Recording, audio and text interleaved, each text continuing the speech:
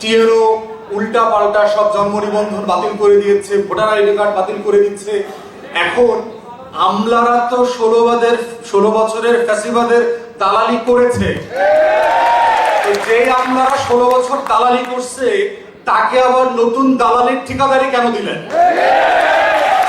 এটা আমার জন্য খুবই আনন্দের যে আমরা আপনাদের সাথে সাক্ষাৎ করবার সময় পেয়েছি, সুযোগ পেয়েছি। আমরা বোধ করছি যে আপনাদের প্রতি যে জুলুম করা হয়েছে, যে অন্যায় করা হয়েছে, এটা নিয়ে আমাদের কথা বলা উচিত। আপনারা ইতিমধ্যে হয়তো জানবেন না, এর আগের যিনি আপনাদের এই বিষয়ক উপদেষ্টা ছিলেন জনাব হাসান আরিফ, উনি যখন এই আদেশটা দিয়ে এটা বাতিল করেন, আমি ব্যক্তিগতভাবে ওনার সাথে গিয়ে দেখা করেছি।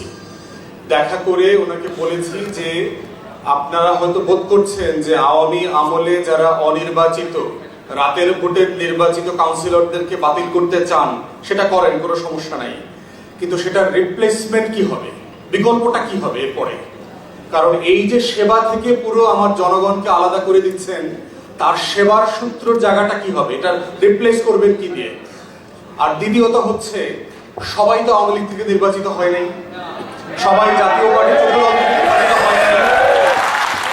অনেকে আছেন যারা বিদ্রোহী প্রার্থী হয়েছেন, অনেকে আছেন স্বতন্ত্র নির্বাচন করে হয়েছেন, অনেকে আছেন যারা ফ্যাসিবাদ বিরোধী আন্দোলনে গত 16 বছর সক্রিয় ছিলেন, জেলে গিয়েছেন, মিথ্যা মামলার শিকার হয়েছেন, নির্যাতিত হয়েছেন, গুমের শিকার হয়েছেন, রিমান্ডের শিকার হয়েছেন, তারাও তো আছে।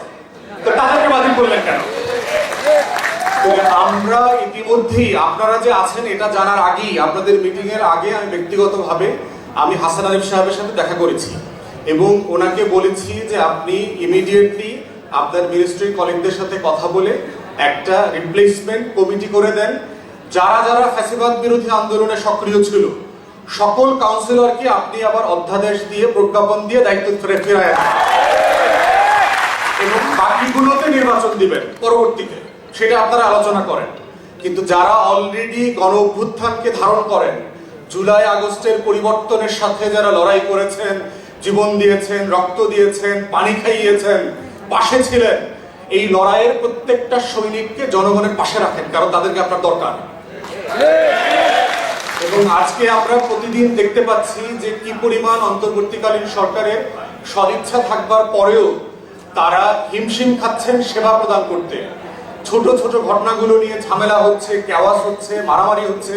কালকে দেখলাম টিএনও উল্টা পাল্টা সব জন্ম নিবন্ধন বাতিল করে দিয়েছে, ভোটার আইডি কার্ড বাতিল করে দিচ্ছে।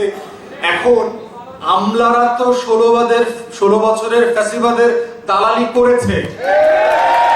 যে আমলারা 16 বছর দালালি করছে তাকে আবার নতুন দালালির ঠিকাদারি কেন দিলেন? এই আমলাদেরকে তো আগে জমজম কূপের পানি দিয়ে গোসল করায় হালাল করতে হবে।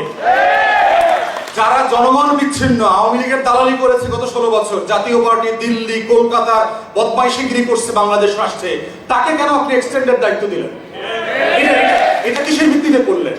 টিএনও, ডিসি, এসপি, ওদের তো এক্সিস্টিং কাজই তারা ভালোভাবে করে না, ভালোভাবে করতে পারে না, তাকে আবার একটা নির্বাচিত প্রতিনিধির দায়িত্ব দিয়েছেন, একটা অনির্বাচিত লোককে।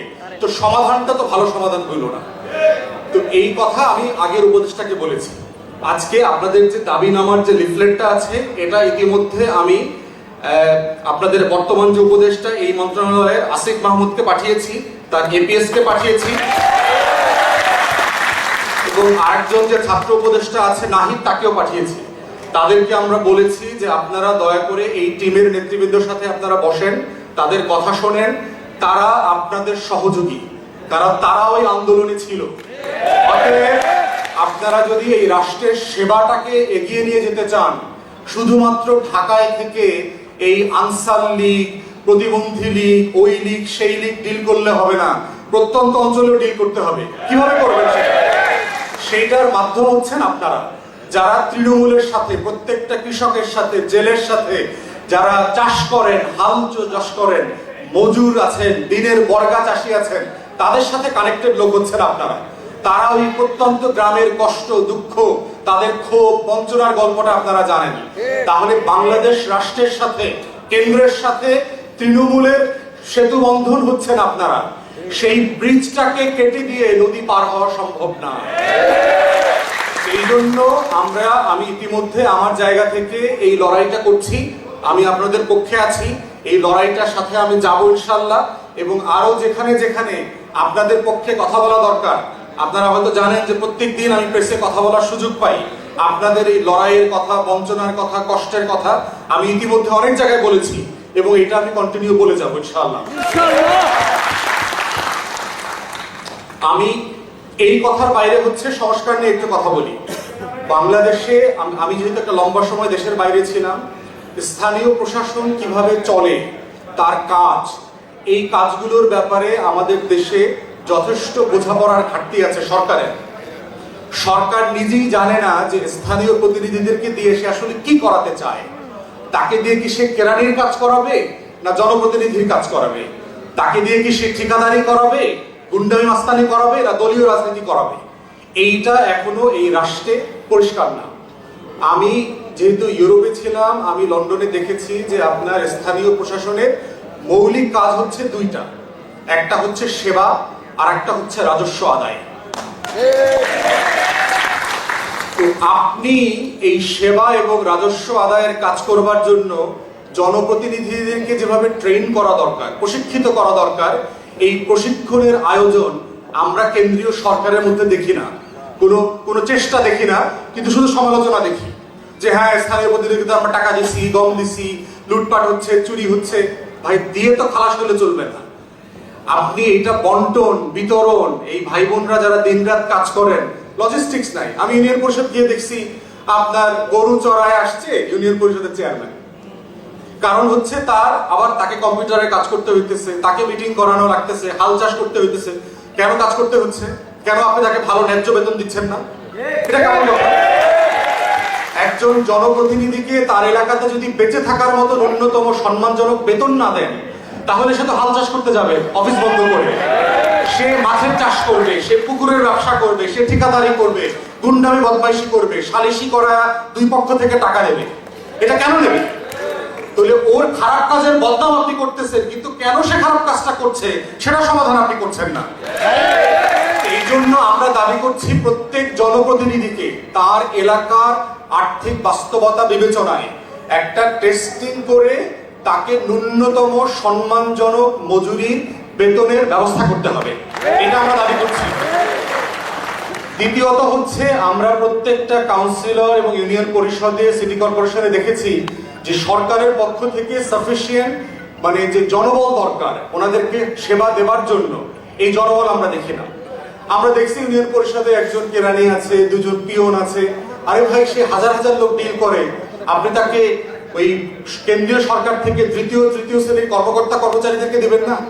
তাহলে সেই প্রশাসনটা সে কিভাবে চালাবে? আপনি আইনে বলে দিলেন তার 29টা কাজ, তার 30টা কাজ, তার 33টা কাজ, 33টা কাজ সে কি হাল চয়ে করবে? এটা প্র্যাকটিক্যাল? তাহলে এই মানুষগুলো দিন রাত ফোন ধরা লাগে, মানুষের বাড়িতে যাওয়া লাগে, বিপদ আপদের পাশে থাকতে হয়, নৌকা পাড়ি দিতে হয়, সাইকেল চালায় দিতে হয়, রাস্তা ভালো না, নিরাপত্তার বিষয় আছে। এত কিছু বিবেচনা করবার পরে তাকে আপনি বেতন দিচ্ছেন না, সুযোগ সুবিধা দিচ্ছেন না, জনবল দিচ্ছেন না, লজিস্টিক্স দিচ্ছেন না, ভালো অফিস নাই দেখলাম অনেক জায়গাতে, ভাঙ্গা চূড়া টিনের ঘরে বসে বৃষ্টির সময় পানি পড়ে, তারপরে ইঁদুর দৌড়াদৌড়ি করতেছে। এরকম অফিস আমি দেখে আসছি বাংলাদেশের বিভিন্ন জায়গায়।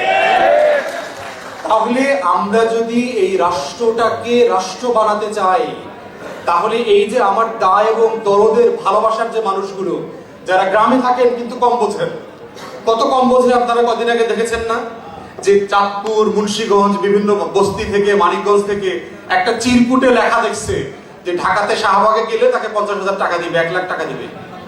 মানুষ আসছে না, হাজার হাজার মানুষ আসছে না ঢাকায়? তাহলে এই মানুষগুলো তো আমার মানুষ, আমার মা, আমার চাচি, আমার খালা, আমার ফুফা, আমার কাকা, আমার গ্রামের মানুষ না? এই মানুষগুলোর বুঝ কম, কিন্তু আমি তাকে কি করবো? আমাকে তাকে ভালোবাসে আগ্রায় রাখতে হবে না? তাকে তো আমার উঠানে গিয়ে বুঝাইতে হবে যে মা, খালা, বোন, এই লিফলেট দিয়ে ঢাকাতে কেউ টাকা দিবে না, দিতে পারে না। তা আমরা অন্তর্বর্তীকালীন সরকারকে বলছি যে আপনারা ছাড়া এই কাজটা ওনারা কিভাবে করবে? এই যে লিফলেটটা যে একটা ডজি পাটপারি, এই কাজটা বোঝানোর জন্য তো আপনার গ্রামে গ্রামে লোক দরকার, উঠান বৈঠক দরকার। এই কাজটা করবার জন্যই তো এই মানুষগুলোকে আপনার পাশে থাকা দরকার। আমরা অন্তর্বর্তীকালীন সরকারকে বলছি যে যে স্বপ্ন আকাঙ্ক্ষা নিয়ে আপনারা বাংলাদেশ রাষ্ট্রে দায়িত্ব নিয়েছেন, এই প্রত্যেকটা আকাঙ্ক্ষার সাথে আমার এই জনপ্রতিনিধিরা, আমার গ্রামের মানুষ, আমার পৌরসভার মানুষ, আমার সিটি কর্পোরেশনের মানুষগুলো জড়ায় আছে, যাদেরকে আপনি দেখেন না, যারা প্রেসে দেখেন না, মিডিয়াতে দেখেন না, তাদেরকে ছবিতে দেখেন না, কিন্তু তারা নীরবে দিন রাত কাজ করে যায়, দিন রাত কাজ করে যায়। তাদের কাজের বিবরণীগুলো কোনো গণমাধ্যমে আসে না। অতএব এই না আসা মানুষগুলোর গল্পের কথা, কষ্টের কথা আপনাদেরকে বুঝতে হবে। আপনাদেরকে আমরা হাওয়া খাওয়ার জন্য ওখানে বসাই নাই, এটা মাথায় রাখতে হবে। অতএব অন্তর্বর্তীকালীন সরকার এবং যারা উপদেষ্টা মহোদয় আছেন তাদেরকে আমি আহ্বান করছি, ইমিডিয়েটলি আপনারা এই কাউন্সিলর নেতৃবৃন্দের সাথে বসবেন, কথা বলবেন, তাদের কষ্টের বোঝার চেষ্টা করবেন, এবং যে সংস্কারের ভিত্তিতে আমরা বাংলাদেশ রাষ্ট্রটাকে বদলে দেওয়ার জন্য লড়াই করেছি, জীবন দিয়েছে আমাদের শত শত তরুণ যুবকরা, সেই বাংলাদেশটাকে গড়বার জন্য যেন তারা আপনাদেরকে কাজে লাগায়, আপনাদের সেবাটা নেয়, আপনাদের দিন রাতটা নেয়। এটাই হচ্ছে আমার আহ্বান। আমাকে দাওয়াত দেওয়ার জন্য আমরা নেতৃবৃন্দকে ধন্যবাদ জানাচ্ছি। আবারও দেখা হবে ইনশাল্লাহ আপনাদের সাথে, আপনাদের মিছিলে, স্লোগানে, মানববন্ধনে আমি থাকবো ইনশাল্লাহ। এই লড়াইটা চলবে। সবাইকে অসংখ্য ধন্যবাদ। আসসালামু আলাইকুম।